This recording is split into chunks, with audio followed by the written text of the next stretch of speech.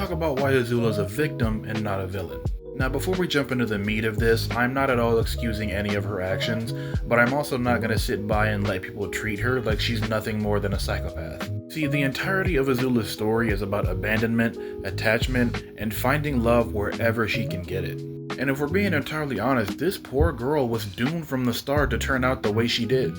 Like the emotional neglect from every single adult in her life, Ozai actively fostering a toxic and competitive environment so that her and Zuko will never grow close, and just her overall want for that love and affection that everyone else was giving Zuko. This poor girl, I'm gonna keep saying it, bro, like, poor Azula. Also, I don't give a fuck what none of y'all say, Ursa is up there when it comes to top 10 worst mothers in fiction ever. Like, her clear favoritism towards Zuko and her complete disregard for any and all of Azula's emotions, honestly, it makes me hate her. And Iroh was no better. He was an active contributor to Azula's eventual downfall. And then everyone always says that, oh, well, she chose Ozai. She didn't have a fucking choice, dude. See, whenever you have a mother and an uncle, the only two other adults in your life who are lavishing all of their love and attention on one person and completely disregarding you entirely, what the fuck else are you gonna do as a little child? You're gonna run to the only other adult you have left in your life. And for Azula, that was her pops.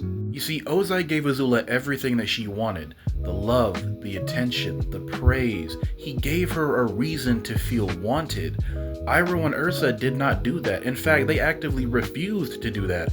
So of course, Azula's gonna cling to Ozai's side, and it's absolutely no surprise that she turned out the way she did. Hell, even her crash out against Mei and Ty Lee after their betrayal was understandable. Because in Azula's mind, she sees it as two people who she loved and cared about, and thought loved and cared about her, have now completely turned on her, thus leaving her with absolutely no one but Ozai.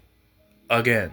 Thus turning Azula just as paranoid as her father. Because to her, everyone has abandoned her, nobody loves her, nobody cares for her. At the end of the day, there's only one person she can trust, and that's herself. At least, that's how she rationalizes it. Also, this moment after Azula lost her fight with Katara, she isn't crying and freaking out because she lost the fight. She's crying and freaking out because she sees how close Katara and Zuko are, that brotherly and sisterly bond that they share, and she feels as though she's losing the only person left who can love her for herself and not just as a weapon. But that's gonna do it for this video, man. Let me know what y'all think in the comments.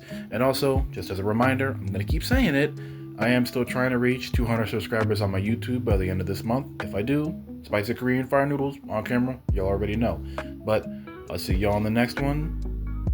Stay nerdy, my friends. Also, go follow my Instagram and TikTok, and if you want custom video requests, my Cash App is in the bio. Okay, bye.